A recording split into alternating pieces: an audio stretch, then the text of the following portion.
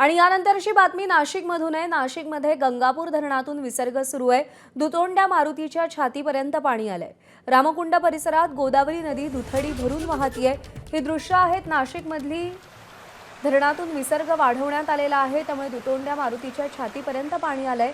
रामकुंड परिसरात गोदावरी नदी दुथडी भरून वाहतीये।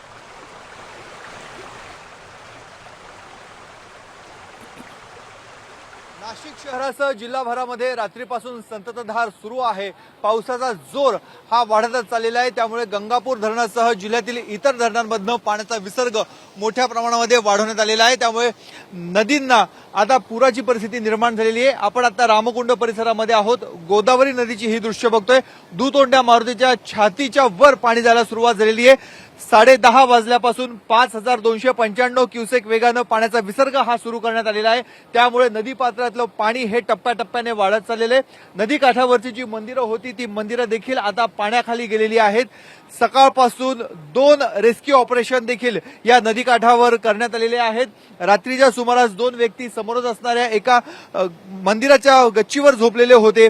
त्यांना अग्निशमन दल यांच्या माध्यमातून स्थानिक जीवरक्षक दलाच्या माध्यमातून बाहेर काढण्यात आलेले।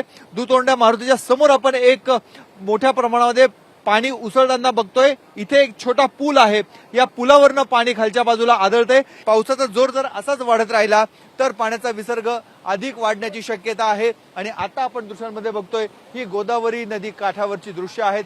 संपूर्ण मंदिरं ही आता पाण्याखाली गेलेली आहेत।